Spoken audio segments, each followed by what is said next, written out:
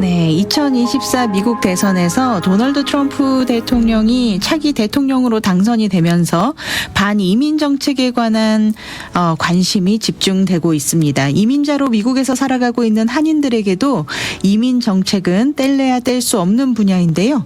특별히 선거를 통한 정권 교체로 인해 각종 정책에 대한 허위 과장된 언론의 보도도 많기 때문에 언론 보도에 의존하기보다는 이민법에 관한 내용은 특별히 더 전문가와 직접 상의해 보시고 정확한 서류 절차를 잘 지켜서 제출해야 한다는 점을 다시 한번 알려드리면서 오늘도 귀한 조언 말씀해 주시기 위해 이민법 전문 청관우 변호사님 모셨습니다. 변호사님 만나볼게요. 안녕하세요. 예, 안녕하십니까. 반갑습니다. 네, 반갑습니다. 한 달이 금방 갑니다, 변호사님. 네, 변호사님, 예. 트럼프 대통령 2기 시대가 곧 도래하게 됩니다. 예.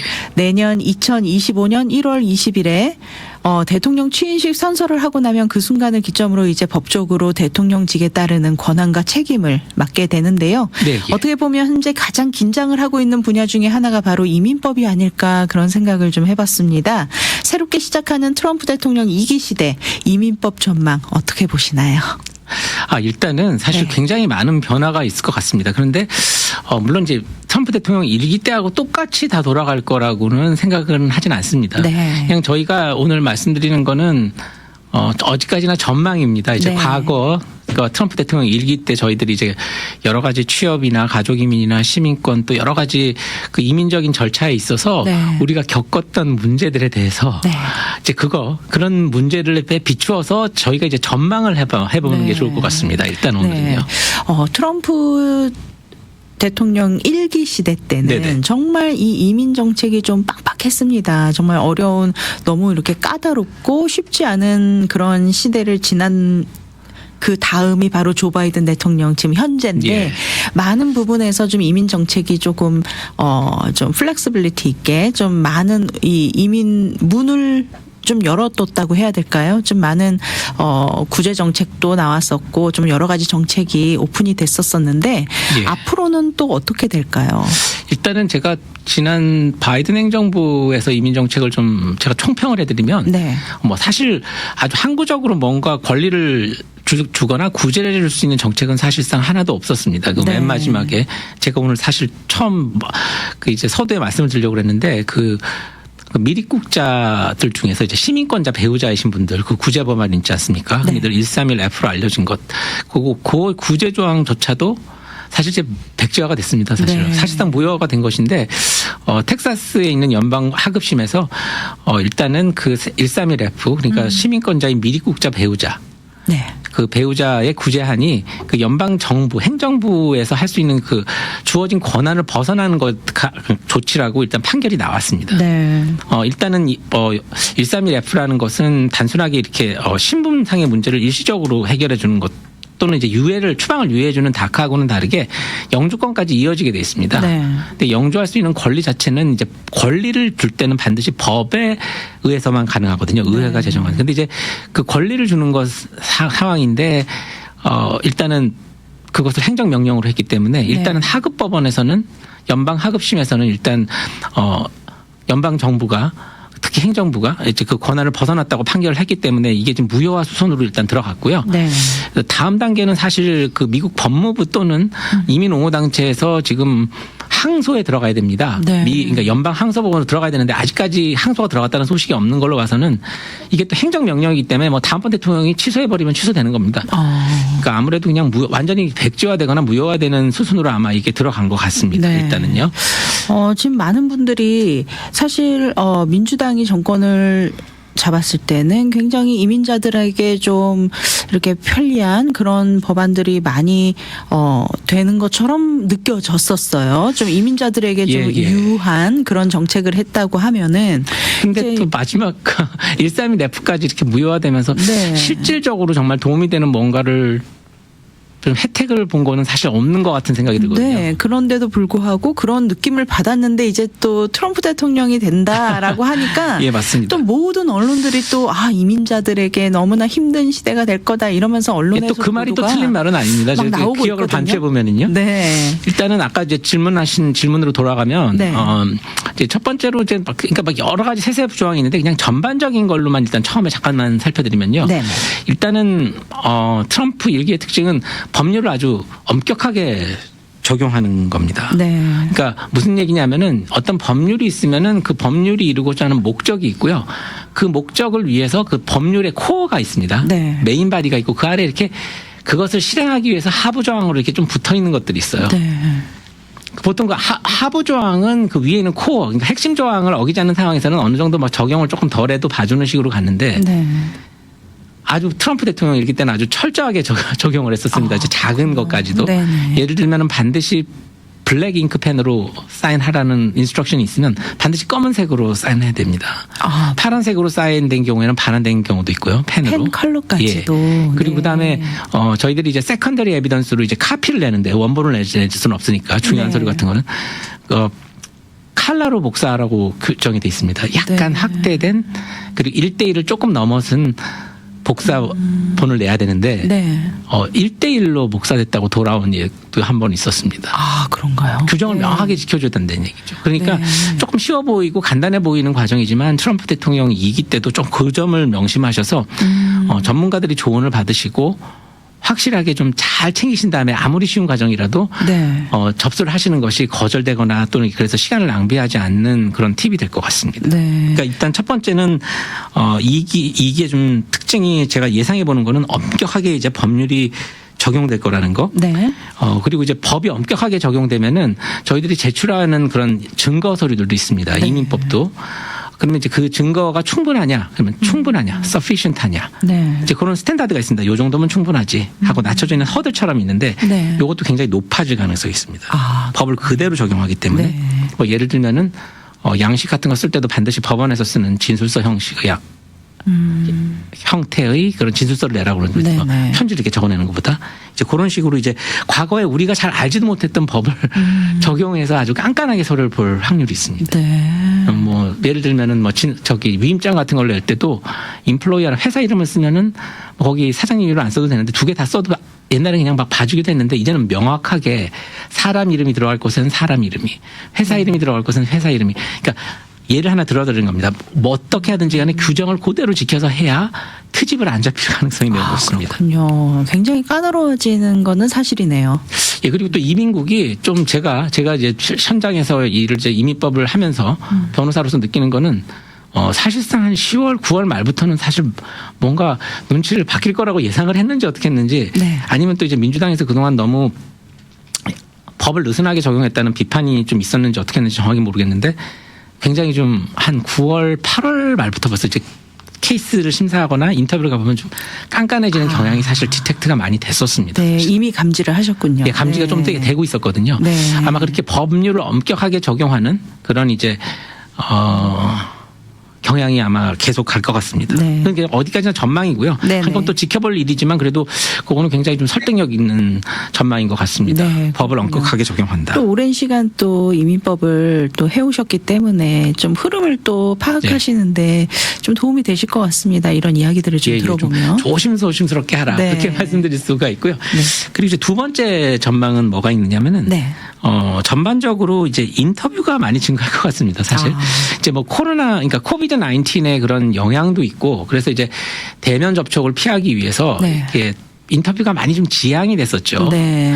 그랬었는데 그러면서 그냥 아예 그냥 지양이 되는 정도가 아니고 사실 한 2, 3년 동안은 그냥 반드시 사실 결혼을 통해서 영주권을 취득하는 경우 시민권자나 영주권자와의 결혼을 통해서 네. 그런 경우는 그냥 저희들끼리 암묵적으로 뭐 반드시 인터뷰가 다 나오는 경우다. 왜냐하면 결혼이 진짜인지 따져봐야 되기 때문에 네. 그렇게 된 게 저희들이 이제 생각인데 사실 지난 2, 3년 동안은 거의 인터뷰가 잡힌 예가 거의 없죠. 서류를 충분히 냈을 경우. 그렇군요. 네. 그러니까 인터뷰가 그리고 물론 이제 취업 이민과 관련된 인터뷰는 아예 그냥 폐지가 되어 버렸었고요. 랜덤으로 물론 조금씩 잡히긴 했습니다. 네. 원래 기억나실지 모르겠는데 트럼프 대통령 일기 때 취업 이민 영주권은 그냥 무조건 맨데토리 전수 인터뷰였습니다. 아, 그렇군요. 예, 예. 근데 이제 아예 인터뷰가 없었거든요. 가끔 가다가 이제 랜덤리 걸리는 거 몇 개 빼고 취업 이민이나 이제 가족 초청 이민이나 아예 네. 인터뷰라는 것 자체가 굉장히 적었죠. 영주권 신청할 때는요. 물론 이제 시민권은 시험이 있기 때문에 무조건 다 가야 됐지만 근데 앞으로 다시 만약에 취업 이민을 깐깐하게 보신다 그러면 전수 인터뷰가 될 가능성도 있고 그리고 인터뷰 자체가 이제 다시 또 가족 초청 이민도 심사를 엄격하기 위해서 다시 많이 잡히는 경향이 생길 수도 있습니다. 네. 그리고 이제 또 여기에 따라서 이제 또 우리가 많이 또 눈여겨봐야 될 부분이 뭐냐면은 그 현장 실사가 증가할 가능성도 매우 높습니다. 그러니까 취업 이민과 관련해서 여러 현장 가지로 실사요. 정말 꼼꼼하게 준비를 하셔야 되겠네요. 예, 맞습니다. 네. 좀 의심을 사지 않도록 이제 가족 초청하고 관련해서는 뭐 결혼 사실이 진짜인지 뭐 와서 이웃한테 물어보기도 하고 뭐 이런 그런 현장 실사도 있고 네. 그다음에 이제 취업 이민 같은 경우 또는 이제 종교 이민 같은 경우 이제 교회 나가보거나 그 스폰서한 회사에 사후적으로 나가볼 수도 있고 심사가 네. 진행 중인데도 그 제출한 서류 내용에 맞는지 보기 위해서 사전 실사를 할 수도 있고요. 네. 그러니까 좀 뭐든지 아무튼 굉장히 조심스럽게 일단 해야 될 것 같습니다. 이제 두 번째 경향으로 제가 짚어볼 것은 인터뷰 증가와 현장 실사 증가를 제가 좀 말씀드렸습니다. 네.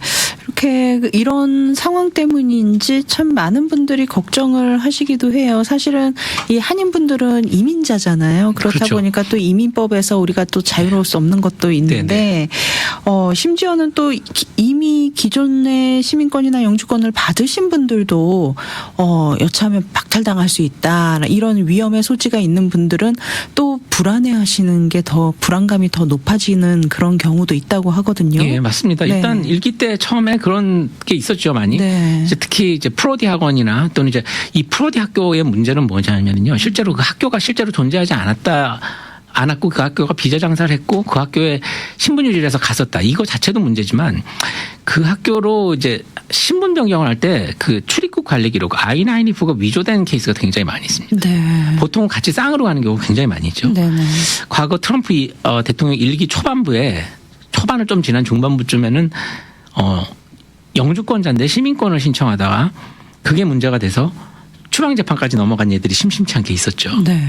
추방재판, 영주권자인데 시민권 신청했는데 내가 과거에 영주권을 따기 전에 그 학교를 다녔고 그 학교를 가기 위해서 I-94를 위조한 경우 이렇게까지 그렇죠. 엮여 있는 경우는 NTA라고 그래서 추방 명령을 받는 것이 아니고 추방 재판으로 나오라고 네. 출두 명령서를 받는 경우가 많이 있었죠. 추방 재판으로 회부되는 경우가 많이 있었습니다.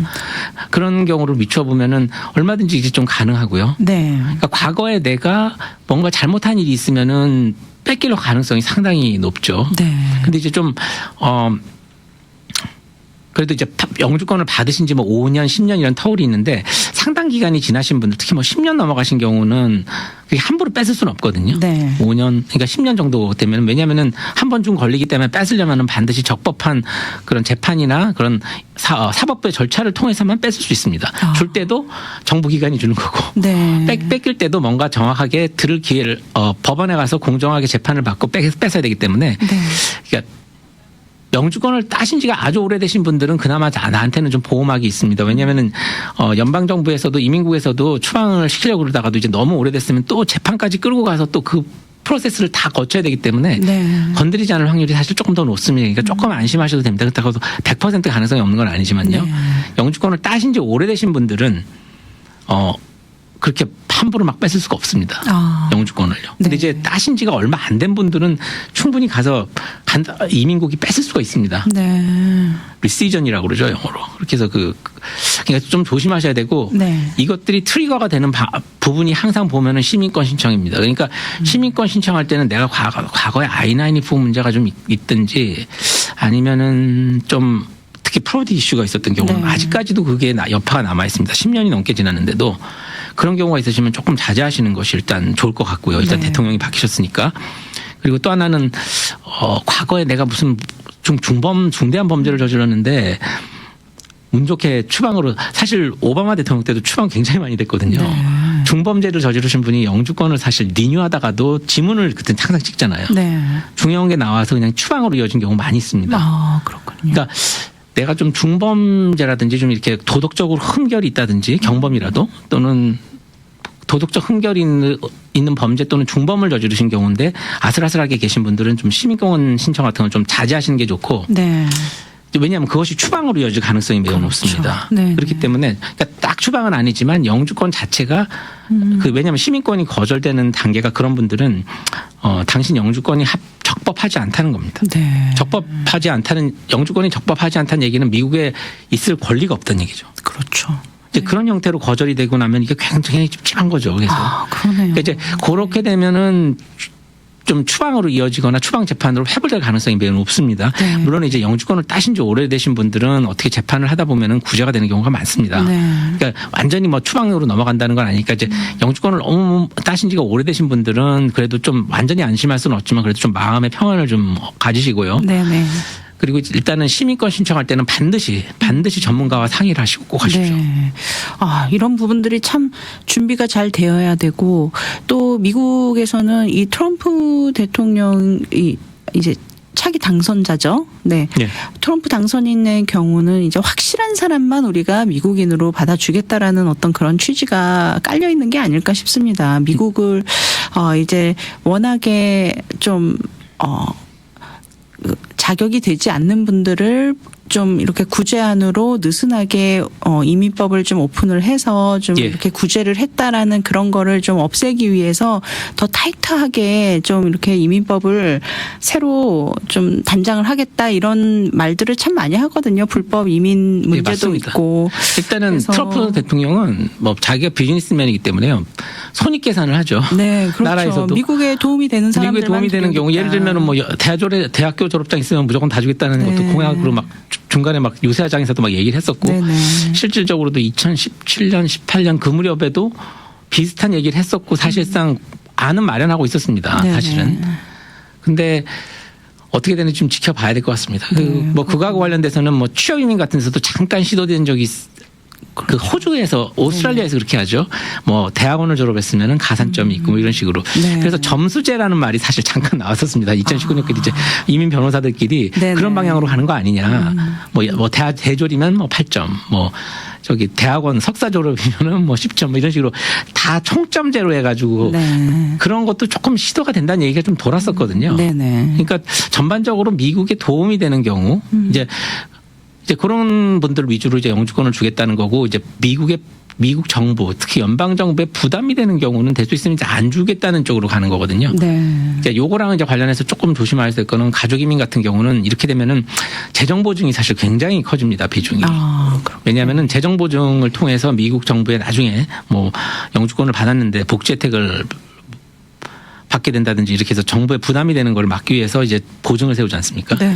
이제 그런 경우가 되면은 가족 초청 이민에서 가장 쟁점이 되는 거는 아마 한 반 이상이 그 재정 보증 관련 서류가 될 것 같습니다. 진짜 그분 준비 잘 하셔야 됩니다. 네.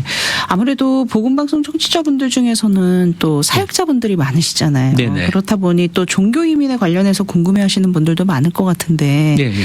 앞으로 종교 이민은 어떻게 될 전망이라고 보시나요? 사실 뭐 종교 이민은 트럼프 대통령 때도 괜찮았거든요. 네. 아무래도 공화당이 조금 이제 기독교적인 가치관을 좀 내세우기 때문에 좀 안심할 좀 수 있는. 친화성이 있죠. 이제 물론 사실은 그때도 이 서류가 좀 엄격하게 법이 적용되는 건 있었습니다. 왜냐하면은 서류가 전에는 안 내던 걸 자꾸 요청하고 막 그랬거든요. 그러니까 규정대로 한 겁니다. 네. 그게 그 서류가 없어도 다른 간단한 서류로 충분히 넘어갈 수 있는 사안인데 꼭 그 서류를 내라고 그래서 프로세스 자체가 알비자도 쉽지는 않았지만 막 그냥 말도 안 되게 거절하고 그러지는 않았었습니다. 네. 그러니까 물론 이제 종교 비자 또는 종교 이민도 서류를 잘 조심해서 만들어야 되고 그다음에 조심해서 잘 접수된다는 원칙에는 항상 적용이 됩니다. 네. 그렇다고 해서 막 엄청나게 종교 이민이나 종교 비자가 어려워지거나 그럴 것 같지는 않은데요. 근데 그래도 해외에서 인터뷰 같은 건 좀 조심을 하셔야겠죠. 네. 사실은 작년 여름하고 가을 지나면서부터 그 바깥에서 인터뷰하는 데에서 좀 까다로워졌다는 얘기가 좀 많았습니다. 사실 종교 비자나 취업 비자 같은 경우도 네. 취업 이민 같은 경우도. 지금 방송 초기에 좀 이 모든 절차와 과정이 좀 더 까다로워질 것이다라고 언급을 해주셨는데 네. 특히 특히 또 인터뷰와 현장 실사가 늘어날 수도 있다라는 말씀을 좀 해주셨잖아요. 네. 그러면 우리가 좀 준비를 좀 잘 해야 될 텐데 어떤 방법으로 대비를 해야 할지 또 어떤 부분들을 우리가 좀 더 신경을 써야 할지에 대해서 조언의 말씀 부탁드릴게요. 그렇죠. 일단 인터뷰는 대비를 잘 하셔야 됩니다. 네. 대비를 잘 하셔야 되고 대비를 잘한다는 건 무슨 뜻이냐면은 처음에 인터뷰 전에 서면으로 서류를 제출할 경우에도 미리 준비가 어느 정도 돼 있어야 돼요. 네. 그냥 갑자기 인터뷰가 잡히면 그때부터 준비한다 그러고 막 그 단기간에 준비 못한 서류가 나오면 안 되니까 네. 처음에 서면으로 접수를 할 때부터 인터뷰를 염두에 두시고 잘 꼼꼼하게 증거들을 잘 모아 놓으셔야죠. 네. 이제 그게 필요하고 또 한 가지는 특히 이제 가족 이민 같은 경우도 그러고 뭐 인터뷰를 가기 전에 전문가와 좀 상담 케이스를 체크업을 받으시고 네. 그리고 또 인터뷰를 가는 경우는 전문가와 대동하는 것도 한 가지 방법이 될 수 있고요. 네. 아무튼 서류 리뷰를 굉장히 잘 해놓으시는 게 중요합니다. 그리고 네. 그다음에 현장 실사 같은 경우는 주소지라든지 연락처 같은 걸 명확하게 잘 기입을 하셔야 되고 특히 네. 전화번호 같은 경우 교회 책임자분이 전화를 받을 수 있게 왜냐하면 나왔는데 없었다 이러면서 거절될 수도 있거든요. 네. 네, 이제 그렇게 해서 준비를 잘 하시고 그다음에 취업 이민 같은 경우는 이제 스폰서를 받을 때 내가 이 직종에서 일을 하겠다가 이런 식으로 이제 많이 적어내거든요. 정확하게. 네. 그럼 이제 그 회사에서 그 직종에 일하고 있다는 거 정확하게 그리고 그다음에 또 급여를 잘 받고 있다는 기록 이런 걸 잘 네. 미리 회사에다가 영주권을 받고 나신 다음에 잘 모아두시는 게 되게 중요하겠죠. 네. 취업이민 같은 경우는 좀 시간이 많이 지나서 취업이민을 통해서 영주권을 취득을 하셨을 경우 네. 만약에 그 회사를 이제는 다니지 않는 영주권을 받은 지 좀 지나면 이제 그 회사를 그만둘 수도 있지 않습니까? 그렇죠. 상당 기간 다니셨으면 괜찮죠. 네. 근데 이제 영주권이 그런 합법적으로 경우는? 되려면은 스폰서 회사에서 일을 일정 기간은 하셨어야지 되죠. 아, 그것이 그 또 일정- 시민권 신청할 때 연결되는 부분이고요. 일정 기간이라고 하면 어느 정도 그건 아무도 알 수 없습니다. 그건 아무도 알 수 그러니까 없다. 이민관한테 얘기하면은 네. 어떤 너무 깐깐하게 이제 시민권 시험 볼 때 항상 문제가 되는 거예요. 네. 이제 취업 영주권으로 영주권을 취득을 하시고 네. 시민권 인터뷰를 가면은 이민관이 항상 물어보거든요. 그 일을 하셨습니까? 그럼 일했다는 증거를 내놔라. 네. 딱 보면 이제 너무 짧은 경우 왜 이런 식으로 나오냐 이렇게 너무 깐깐하게 물어봐서 도대체 얼마가 되면 이너프하겠냐고 나중에 나갈 때 물어보니까 그분이 뭐라고 그랬냐면요. 최소한 2년 이상이죠. 나 저보고 웃으면서 그랬어요. 딱 정해진 가이드라인은 없는 거군요. 그렇죠. 네. 왜냐하면은 뭐 피치 못할 상황이 있는 경우에는 뭐 3달치밖에 없는데도 넘어간 예들도 있고요. 네. 그거는 그 모든 것을 다 이렇게 총체적으로 다른 요소들을 점검해서 결정하는 겁니다. 네, 그렇군요. 한마디로 운이라고 볼 수도 있습니다. 사실은요. 아, 그렇군요. 네, 그러니까 상당히 그 염두에 두셔야 됩니다. 네. 뭐 6개월이면 괜찮냐 자꾸 물어보는데 그건 모릅니다. 네. 그날 심사하는 이민관 마음이에요. 상당 부분이요. 뭐 과거를 또 다른 요소가 있겠죠. H1B로 전에부터 회사에서 일을 하고 있었으면 고용 의도를 의심할 수는 없으니까. 네. 그 다음에 영주권을 받은 다음에 상대적으로 짧은 조그만 일을 했더라도 뭐 영주권을 문제 없이 시민권을 넘어간 예도 있습니다. 여러 가지로. 네. 그러니까 뭐 자세한 거는 뭐 다 말씀드릴 수는 케이스 바이 없지만 케이스 케이스로 바이 다 케이스지만 다르니까. 상당 기간 영주권을 받으신 다음에 그 회사에서 일을 하시는 것이 중요하다는 것을 염두에 두고 모든 일을 결정하시기 바랍니다. 네. 우리가 이 시간 통해서 PIP 구제안에 대해서도 많이 조언의 말씀을 드렸었는데 네. 이 부분에 대해서는 좀 어떻게 보시나요? PIP 말씀드리면 네. 아까 초반부에 말씀드렸으니까 네네. 일단 무효화가 됐으니까요. 네, 무효화가 됐다면은 네. 기존에 신청하신 분들도 그것도 아마 다 그 제도 자체가 없어지면은 아마 승인해 준 것까지 전부 다 무효가 되는 무효가 될 건가요? 가능성이 있겠죠. 그렇군요. 그걸 기득권으로 봐줄지 어떨지는 근데 그 법률 자체가 무효화가 되면은 그 전에 있던 프로세스까지도 다 보통 무효화가 될 가능성이 매우 높거든요. 아, 그렇군요. 네. 네네. 상당 부분 또 해당되시는 분들은 좀 마음이 좀 어려우신 분들도 맞습니다. 많이 생길 것 같습니다. 이 시간 통해서 이제 또 우리가 영주권자 시민권 영주권자 자녀 시민권 취득하는 어떤 그런 절차에 대해서도 소개를 해드린 적이 있는데 시민권을 취득을 하기 위해서 준비 중이신 분들 또 이런 합법적인 절차를 거쳐서 네. 준비하시는 분들도 좀 시민권을 받아지기가 더 어려워질 수도 있는 예, 건가요? 맞습니다. 그 부분도 네. 제가 사실은 조금 전에 앞에 두 개는 제가 좀 일반적인 경향이 어떻게 될 네. 건지 말씀드리고 이제 사실은 오늘은 시간이 안 돼서 제가 차차 해주고 네네. 싶은데 그냥 간단하게 각각의 스페시픽한 분야들로 말씀드리면 이제 아까 말씀드린 게 시민권인데 네. 시민권은 조금 더 어려워질 가능성이 매우 높습니다. 아, 굉장히 사실 잘 줬거든요. 네. 올해 상반기 전까지만 하더라도 아니 올해 가을까지도 상당히 잘 준 겁니다. 왜냐하면 심사 기간 자체도 뭐 3개월, 2개월 만에 선서까지 한 경우가 굉장히 많이 있거든요. 네. 근데 이제 한 가지 제가 경향을 보면은 시험 문제가 일단 바뀔 가능성이 매우 높습니다. 아, 정말요? 네, 바이든 네. 행정부 중반쯤에 한번 시험 문제 예시가 나왔었죠. 시험 문제 자체도 이제 100문제가 아니고 조금 이제 더 어려운 문제로 125문제, 네. 100문제 이상이 될 것 같고, 그다음에 영어 시험 자체도 지금 뭐 쉽지 않습니까? 누가 백악관 Who lives in the White House 그다음에 또 써보라 그러면 조 바이든 lives in the White House 네네. 이렇게 정말 아주 쉬운 영어지만 앞으로 어떻게 되냐면 그림을 주고 설명해 보라는 식으로 간단하게 나올 수도 있고요. 네. 예를 들면 뭐 길가에 들판에 노인이 한 분 서 계시면은 the old man standing 뭐 이런 식으로 시작해서 in the field, in the middle of a field 이런 식으로 영어로 간단하게 설명하는 데까지도 나올 수 있습니다. 영어 시험. 그래요. 네. 그게 초안이었습니다. 그 바이든 대통령 바이든 행정부 때 그때 나왔었죠. 중간에 예시가. 공부도 열심히 해야겠네요. 네. 예, 그러니까 시험이 길어지고 네. 그다음에 영어 시험도 좀 길어지고 좀 더 어려워질 가능성이 있고 심사 기간도 시민권이 늘어날 가능성이 있습니다. 네, 그렇군요. 네, 오늘 법률 상담 이 바뀌기 전에 시간에는 빨리 신청하셔야 됩니다. 네, 그러셔야 되겠어요. 이민법 전문 청간호 변호사님과 함께 트럼프 위기 시대의 이민 전망과 대비에 대해 함께 나눠봤습니다. 오늘은 좀 이렇게 전체적으로 하나하나씩 좀 포인트 바이 포인트로 했지만 앞으로 우리가 또 계속해서 이 분야에 네네. 대해서 케이스 바이 케이스로 또 이야기를 계속 나눌 테니까요. 좀 더 예. 정확한 어떤 법률의 변화라든가 이런 것들이 감지되었을 때 또 우리 변호사님 통해서 또 더 자세히 듣는 시간 가져보도록 하겠습니다. 네, 혹시 오늘 내용과 관련해서 이민법에 관련해서 도움받기 원하시는 분들 청간호 변호사님께 도움받을 수 있을 텐데요. 상담받을 수 있는 연락처 안내 부탁드립니다. 예, 제가 사무실이 두 군데고요. LA하고 부에나파크 두 군데고 LA 사무실은 213-232-1655, 213-232-1655. 그다음에 부에나파크는 714-522-5220, 714-522-5220으로 전화 주십시오. 네. LA 오피스 213-232-1655, 오렌지 카운티 오피스는 714-522-5220번입니다. 네, 청간호 변호사님 사무실로 연락 주시면은요, 아주 친절하고 자세한 상담 안내 받으실 수 있습니다. 이번에 대통령 선거 이후로 굉장히 많은 전화를 받고 계신다고 들었어요. 그러니까 겁이 나시니까 네. 또 이제 전화를 상담을 많이들 하시는데요. 일단은 기준이 있으면은 기준이 올라갔으면은 저희가 높이 뛰면 됩니다. 네. 그러니까 너무 겁내지 마시고요. 네네. 전문가랑 반드시 상담을 하시고 네. 그러니까 사실은 뭐 어느 대통령 때나 마찬가지입니다. 가벼운 건 없습니다. 네네.